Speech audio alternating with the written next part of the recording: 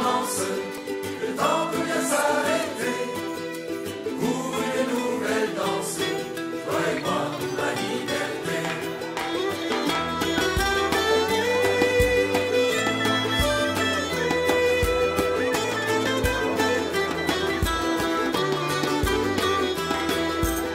Ce soir la ville est endormie. Les humains ont la tête. Vous informer que pendant cette trêve où nous n'avons pas pu rester en place, on a fait une opération pancarte, panneau, rue de la Seine, quasiment tous les jours, avec des retours très positifs.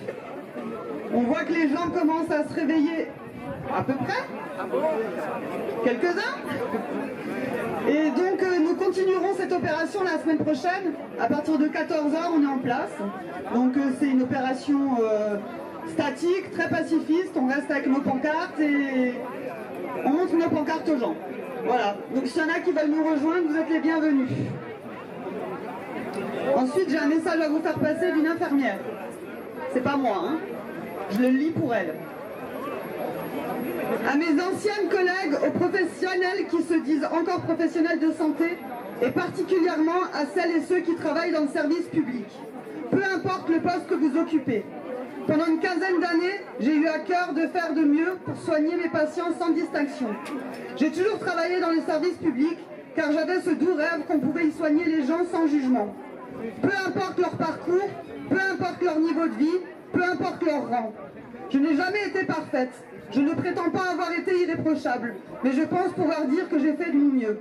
Alors aujourd'hui, je ne comprends pas ce qui se passe dans la santé. Sachez, collègues, d'ici ou d'ailleurs, que je vous aurai toujours soigné de mon mieux, malgré nos différences. Toi qui fumes depuis des années, je t'aurais soigné avec bienveillance le jour où ton cancer des poumons aurait flambé. Je t'aurais soutenu, toi et ta famille, même si je trouve que c'est du gâchis de faire partir sa vie en fumée. Particulièrement quand on a des enfants, qu'on est soignant ou qu'on connaît les risques. Mais je t'aurais soigné comme je l'ai fait avec des centaines de patients dans cette situation, car à mes yeux, l'humain passe avant tout. Toi qui bois souvent de trop, je veux que tu saches que j'aurais pris soin de toi le jour où tu aurais eu des problèmes de foie. On dit pourtant haut et fort que l'alcool tue, mais peu importe. On a tous nos faiblesses et j'aurais accepté les tiennes. J'aurais aidé tes proches à ne pas t'en vouloir, à t'accompagner malgré ta colère. Toi qui es en surpoids depuis des années, toi qui sais bien ce que tu risques, maladie cardiovasculaire, problèmes musculo-squelettiques, pourtant je peux t'assurer que je t'aurais accueilli comme n'importe quel autre patient. J'aurais fait de mon mieux pour t'aider dans ta guérison, je ne t'aurais pas blâmé.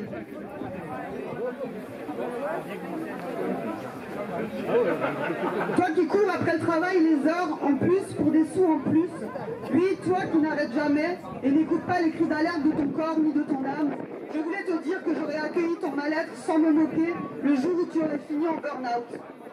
Je t'aurais ouvert ma porte, fait un thé, des gâteaux ou toute autre marque de bienveillance, car c'est ainsi que je conçois de prendre soin. Je l'ai déjà fait pour certains et je le ferai encore si besoin, car on a tous nos limites et tout le monde n'arrive pas à les entendre à temps. Alors voilà, à vous les soignants, et particulièrement à ceux du public, je voulais vous dire que je ne comprends pas pourquoi aujourd'hui, j'entends des témoignages de refus de soins pour la simple raison que ces gens ne partagent pas vos convictions. J'ai eu du mal à y croire, mais ces témoignages se multiplient et j'en suis meurtrie.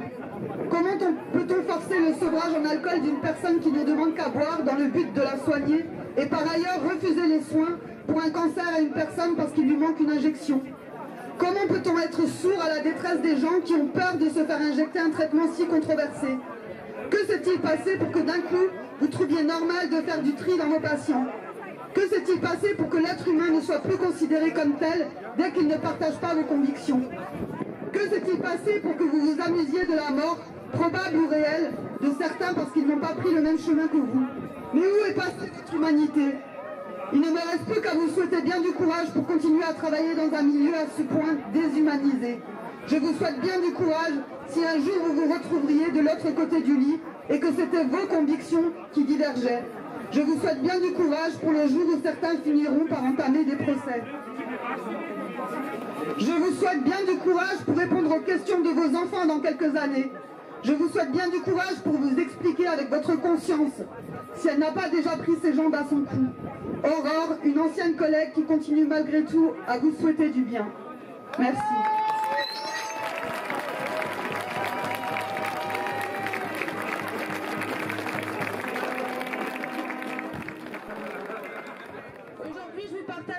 écrit par le groupe HK que vous connaissez désormais tous, Rares résistants.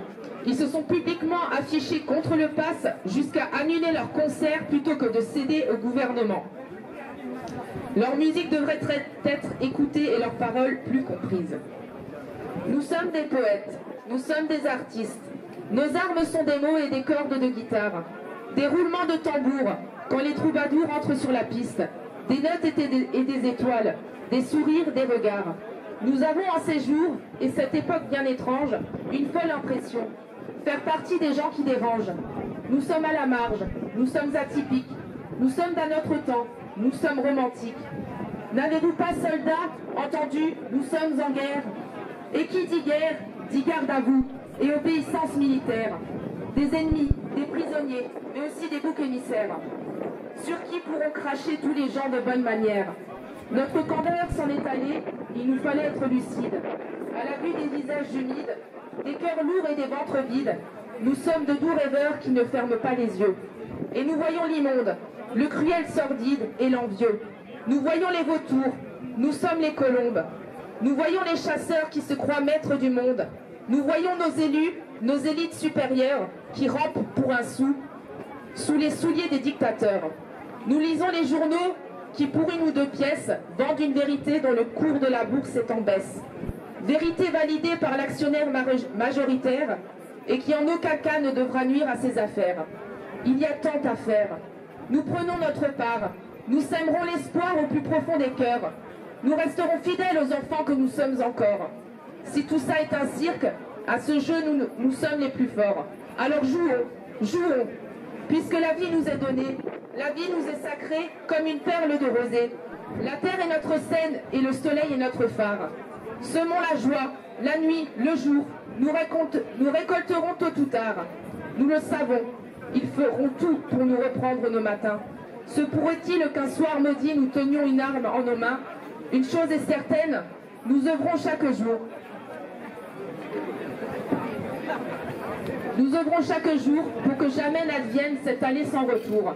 Longue vie aux âmes libres et fraternelles qui ne veulent pas se résigner à obéir sans réfléchir, marcher au pas. Longue vie à tous ces gens qui ne s'en laissent pas compter.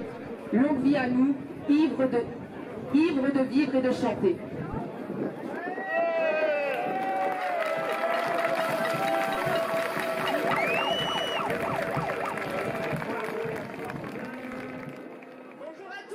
Déjà, je voudrais à tous vous souhaiter mes meilleurs vœux, mais surtout, bonne chance à tous.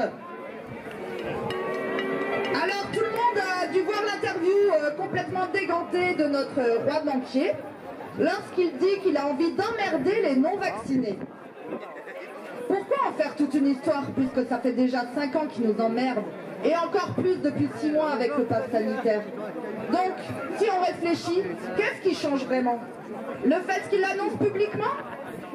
N'avez-vous pas l'impression qu'il se moque encore une fois de nous?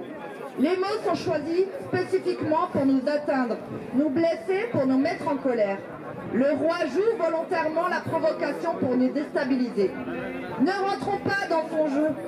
Faisons ce qu'il fait depuis 6 mois, depuis 5 ans pour moi personnellement. Ignorons-le.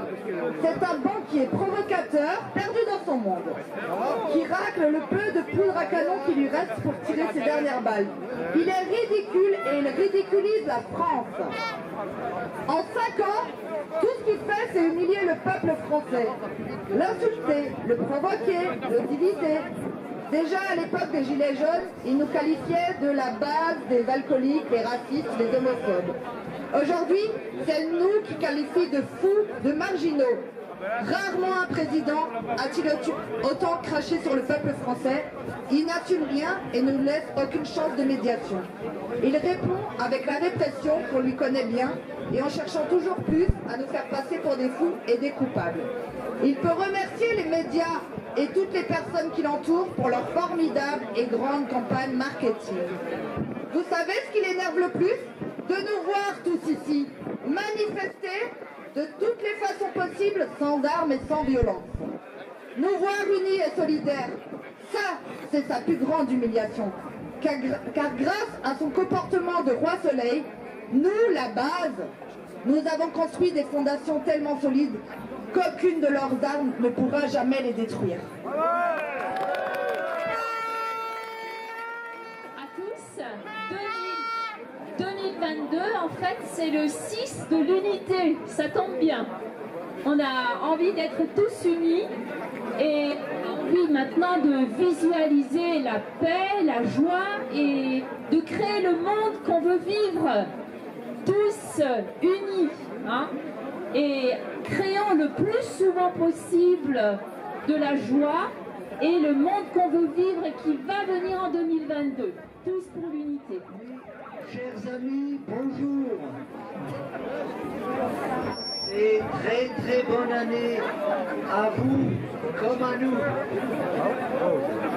Pour avoir un bon socle d'unité, il faut que nous soyons un avec nous-mêmes également.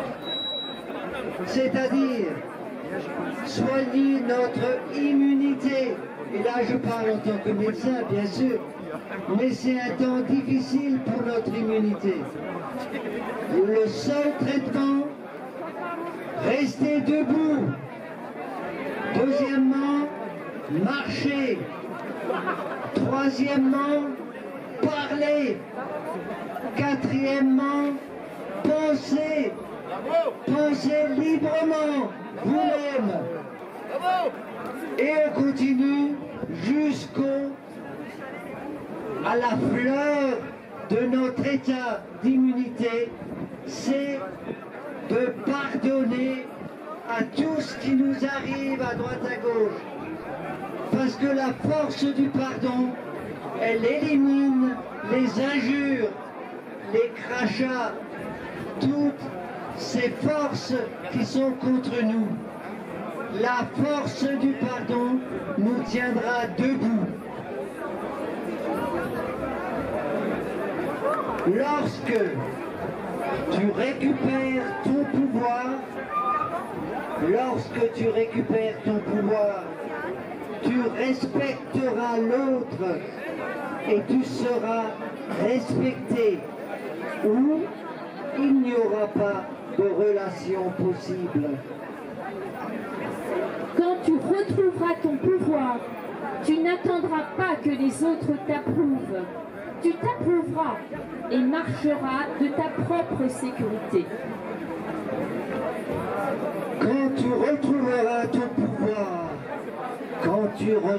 ton pouvoir, tu décideras par toi-même. Tu seras ton propre maître. Personne ne t'imposera son opinion. Tu ne seras plus manipulé. Quand tu retrouveras ton pouvoir, c'est toi qui marqueras le rythme de ta vie. Peu importe que ce rythme soit celui des autres ou non, tu ne regarderas plus dehors, tu vérifieras à l'intérieur de toi. Quand tu retrouveras ton pouvoir, la vérité valable sera celle qui se trouve dans ton cœur, pas celle qui vient de l'extérieur comme un dogme. Tu sauras entendre la voix de ta puissance intérieure. Tu te guideras par ta puissance, l'amour, et non plus par ta force, la peur, lorsque tu reprendras ton pouvoir.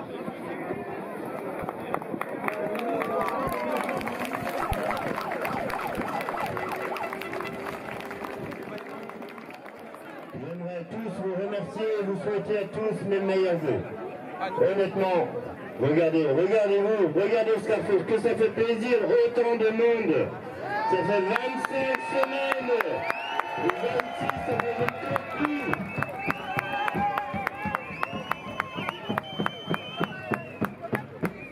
Ouais, on avait tous annoncé ce qui arrive.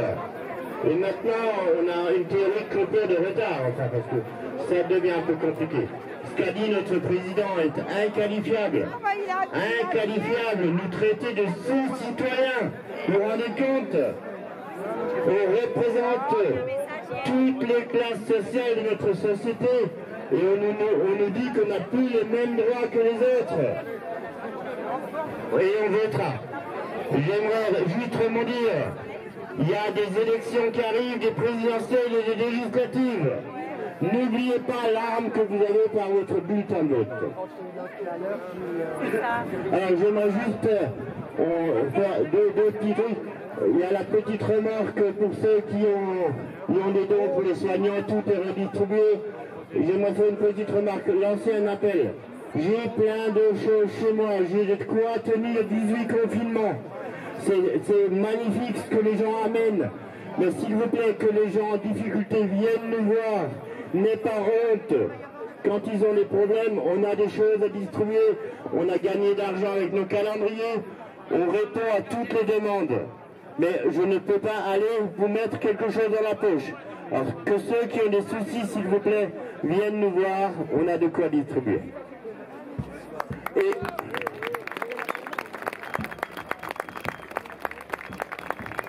j'aimerais dans mes deux associer toute l'équipe de FADA là, qui nous accompagne, hein, que ce soit Julie, oui vous êtes des FADA, on est tous des FADA. Hein. Je ne veux citer personne parce que sinon j'oublie personne. Je crois qu'ils méritent nos applaudissements pour tout le boulot qu'ils font.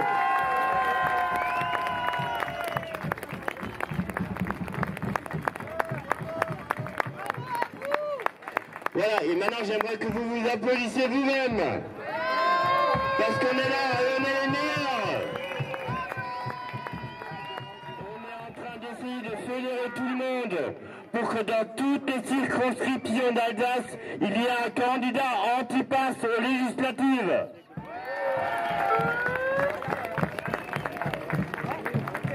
Vous en saurez plus la semaine prochaine. Bon, on espère que vous serez tous là la semaine prochaine parce que Macron n'aura pas démissionné d'ici là. Et puis donc, je vous souhaite à tous une bonne manif. Et encore une fois, merci à vous tous d'être là. Merci aux organisateurs. Tirons un grand coup de chapeau. Allez,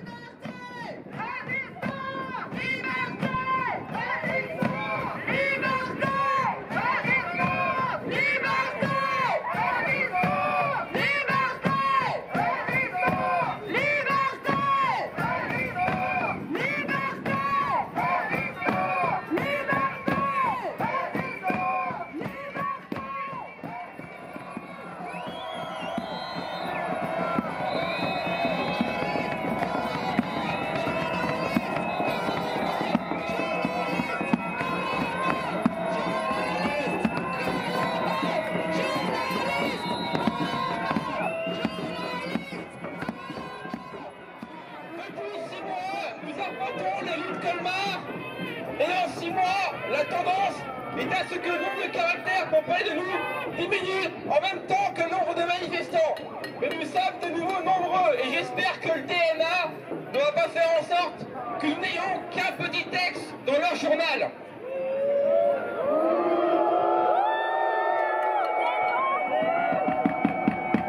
De plus, s'encarter dans ce livre à donner le nombre de manifestants et dire que tout s'est bien passé, parce que oui, tout se passe bien à chaque fois ici, mais ce n'est pas la peine de le préciser. On aimerait aussi qu'ils nous revendiquent.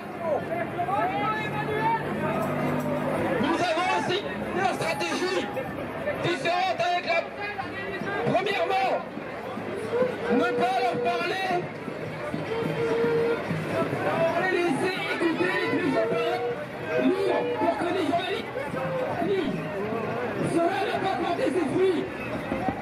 Les discours étaient tellement divergents qu'il était impossible de les adapter. Nous avons voulu faire tous devant des lieux symboliques pour focaliser leur attention sur une actualité physique et toujours diversifiée. Cela n'a pas la plupart des esprits. Le tribut ne transparaissait pas non plus dans le journal. Alors, la décence envers la presse ne fait qu'en s'accroître. Et la parole citoyenne n'arrive pas à s'exprimer sans filtre de la ligne éditoriale.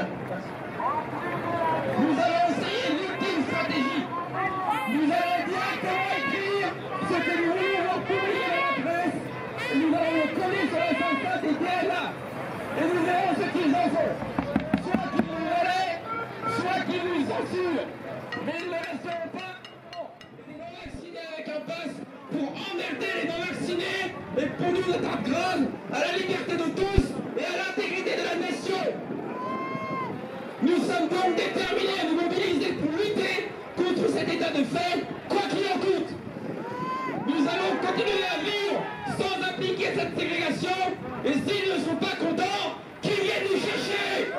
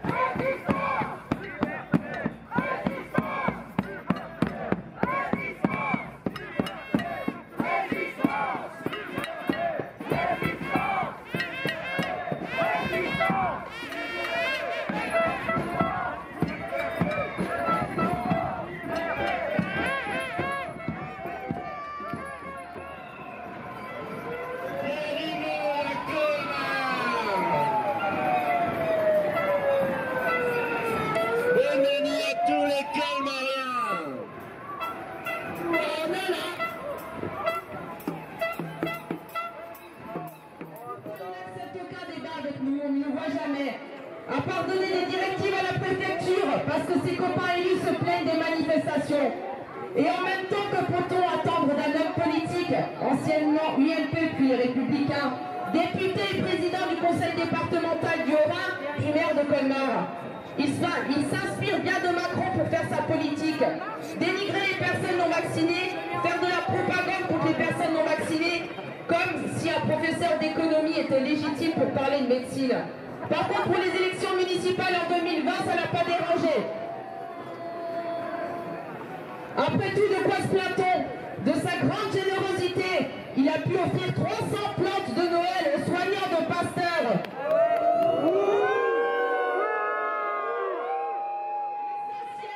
L'essentiel pour ce maire, c'est de faire sa petite propagande politique, tout en crachant bien sûr sur les non-vaccinés au passage. Et le maire de Münster, c'est tellement facile. Parce qu'on le sait bien, tout est de notre faute.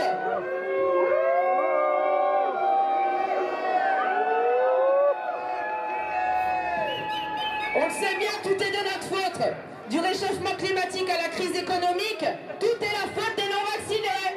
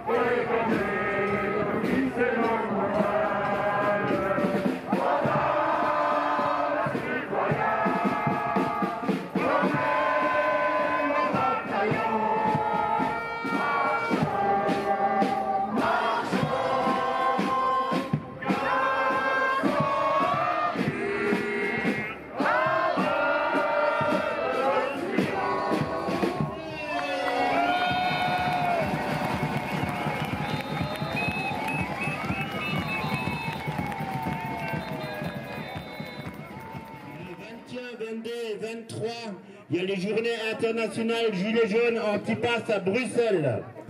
Nous irons, après la manif de Colmar, on ira direct à Bruxelles pour le dernier jour. Hébergement et repas, tout est compris. Ceux qui veulent nous accompagner sont les bienvenus. Ce sera donc le 24, on part tout de suite après la manif et on sera dans la nuit à Bruxelles. Ceux qui veulent venir sont les bienvenus. Si tout commence, le temps peut bien s'arrêter. Pour une nouvelle danse, toi et moi, la liberté.